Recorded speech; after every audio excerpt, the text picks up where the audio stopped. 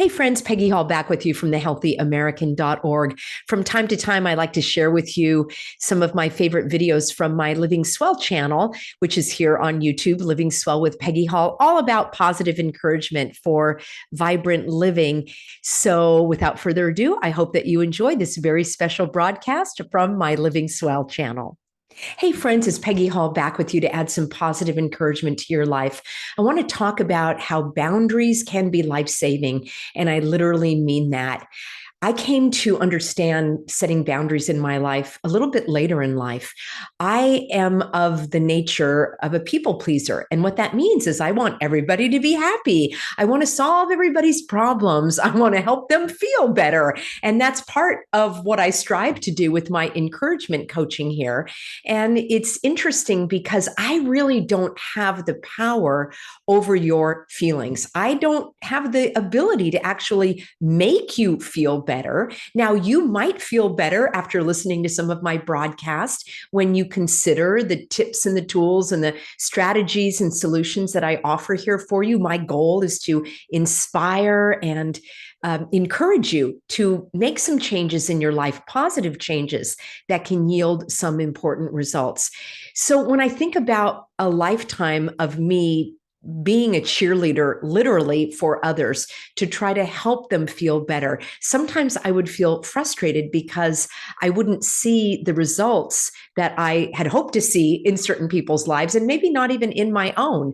And the problem with being a people pleaser is often we do it at our own expense. What does that mean?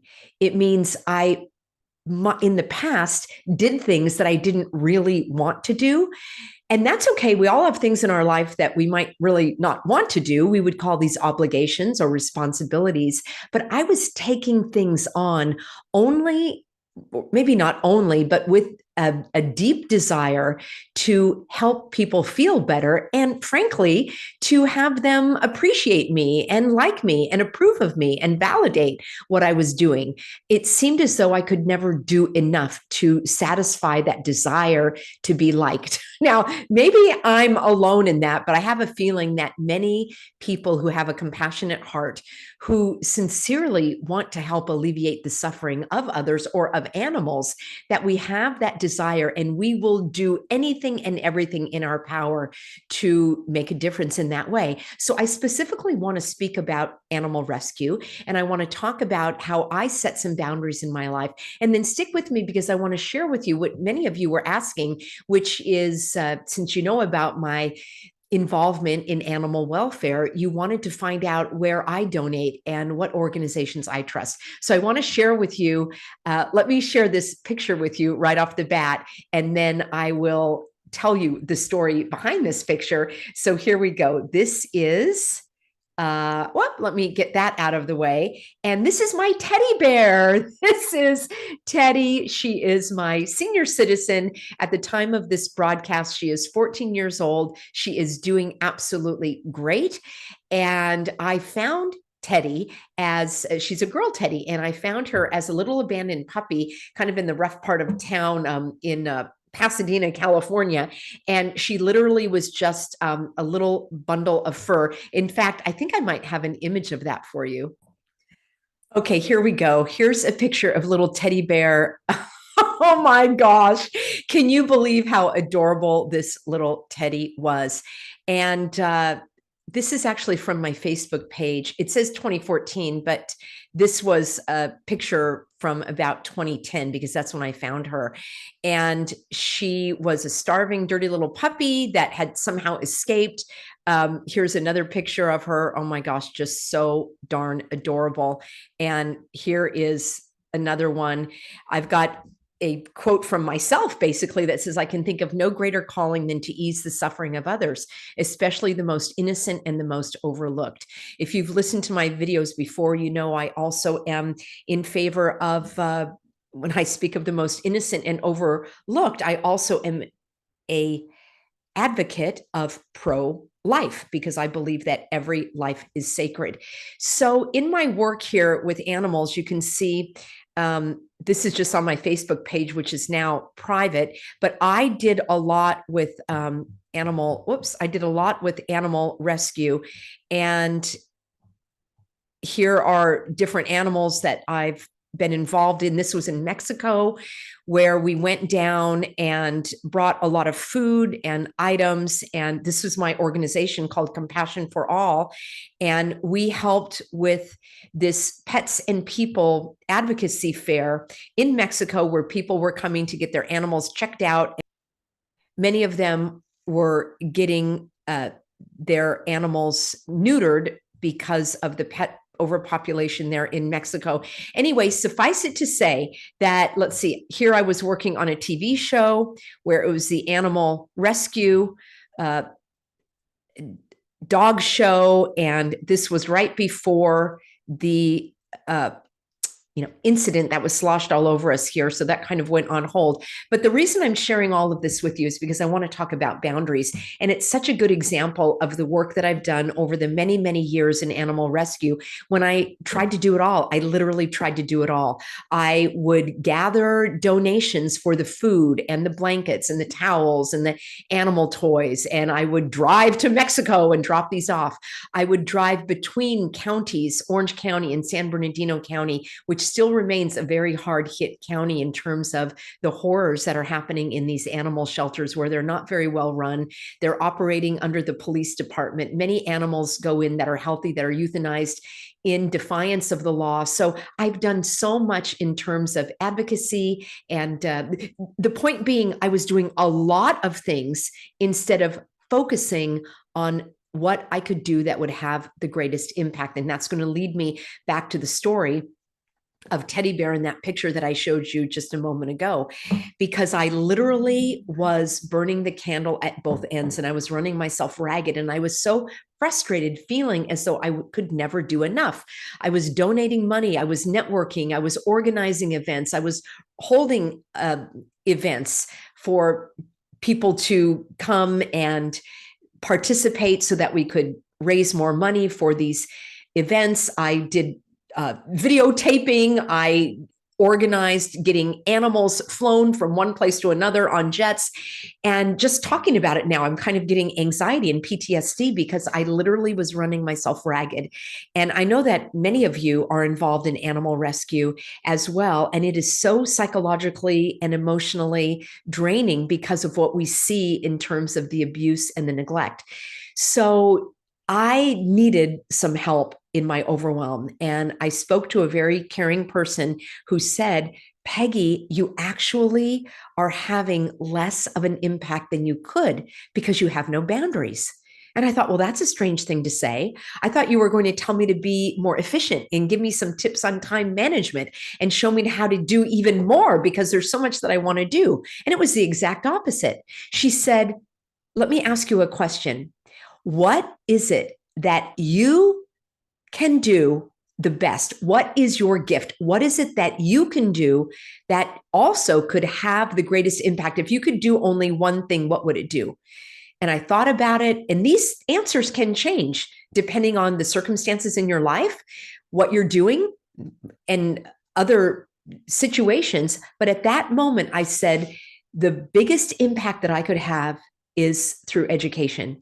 Educating people about what's going on in the shelters, helping them understand the best places to donate their money, helping those who might be frustrated or not able to take care of their animals the best that they could, educating them on ways with, dog training and getting different support. So it all boiled down to education because that's my gift. I am a teacher. I'm an educator. I'm an encourager. And yes, I could get all of the blankets donated. I could get in my car. I could drive to the vet and pick up an animal that needed transportation to a different location. I could do the home checks to make sure that where this animal was going to be adopted was safe and adequate and appropriate. I could do all of those things. I could sit at the adoption events to try to get the dogs adopted. I have even done my own. I've even fostered animals. And of course, at an all-time high, I had 5 rescue animals of my own. So I felt that I wasn't doing enough. But when I had this wise counsel from a caring person, I thought, what if I focused all of my time, effort, and energy more on education? And it since now has really grown into outreach and networking. That could be a better use of my time. I could make a greater impact rather than running myself ragged and doing things that other people actually are gifted in. Now, I still do donate a lot of items to the local humane society. I take my items that I no longer am using or wearing, and I donate them to different animal shelter thrift shops rather than the Goodwill or the Salvation Army. That's just me. I'm not saying anything's, well, I wouldn't really donate to the Goodwill. You might want to dig into them, but I like what I see going on at the Salvation Army. But the point is, I still do some of these other activities, but with boundaries. Let me give you an example. I still do fundraisers, and I decided just my own boundary was a boundary in terms of time. So I decided that I would attend 4 major events during the year when it comes to animal welfare. Before that, I was going to every single one that I was invited to, and I was driving all over Southern California, again, running myself ragged. And I don't even think that my efforts really paid off in the way that I wanted them to. The time that I was spending driving hours at a time to go to this fundraising event, I could have made other videos. I could have done networking. I could have done other things, in my view, that would have yielded better results. I could have taken the gas money that I was spending for that and actually given it to some local animal rescue folks that I know are doing good work. So I started thinking about boundaries in terms of my animal rescue and animal welfare work. So limiting the number of times that I would go to an event.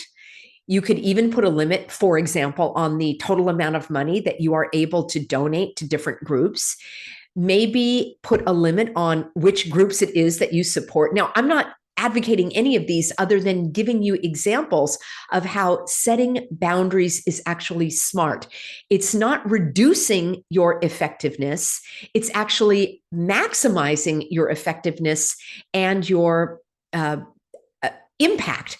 So that is what I am talking about in terms of boundaries. Think about in your life where you might be running yourself ragged. Are you volunteering at a church? Are you volunteering at a soup kitchen? I'm not saying that volunteering is not a great thing to do. I'm all in favor of it, except if it's at your own expense. If you are getting sick, if you are getting burnt out, if you're not just enjoying it like you used to anymore, it's not up to you personally to do every single thing. That was something that I really needed to understand and acknowledge and embrace in my own life. There are many caring people that are doing incredible things, specifically in the animal world, since that's the example that I'm giving you. I want to continue this theme of setting boundaries over the next several episodes here. And so this one was all about looking at what is it that you do best? Can you maximize that gift and bless others rather than running yourself ragged? Are there opportunities that may not be a good fit for you that you could take a pass on because you've set a limit? And I've let people know, hey, I'm doing 4 events.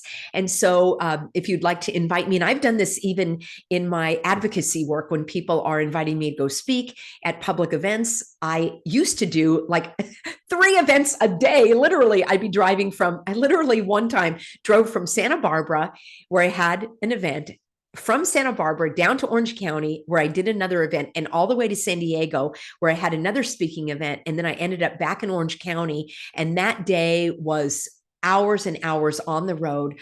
And, I needed to remind myself that there are others that can do this as well. It's not just all on me, and it's not just all on you.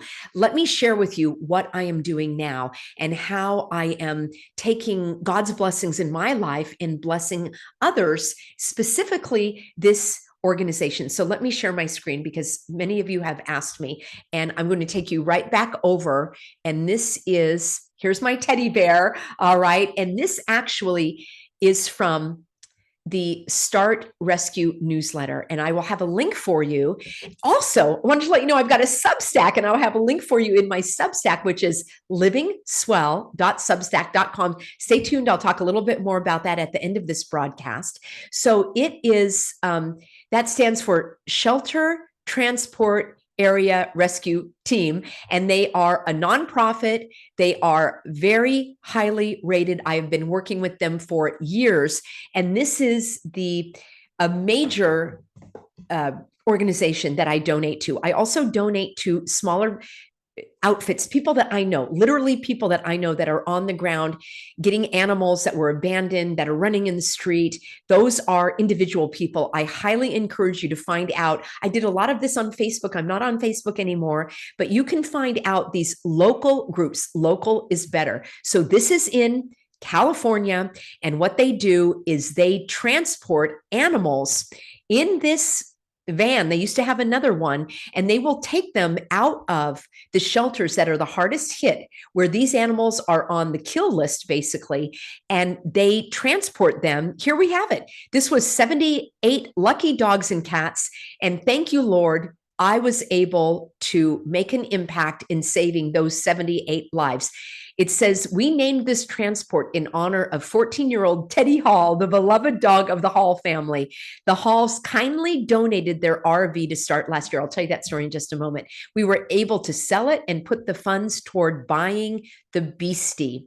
And what they did is here, they got these animals out of the shelters, Porterville shelter, Visalia. There are several where they are literally on death row. And from the following situations: the streets of Tecate, Mexico, Bakersfield dumped desert dogs, and owners who died and their dogs ended up in the shelter. So here they went to the Pacific Northwest to these animal rescue groups, highly vetted. They've been working with them for years. And these groups have more money. They are better situated to take the animals out of California. And here are some of the sweet stories. And look at this. Poor little Lenore was, her time was up, and then the transport came, and here's Lenore in Oregon, and she's getting lots of attention. Oh, this is so heartwarming.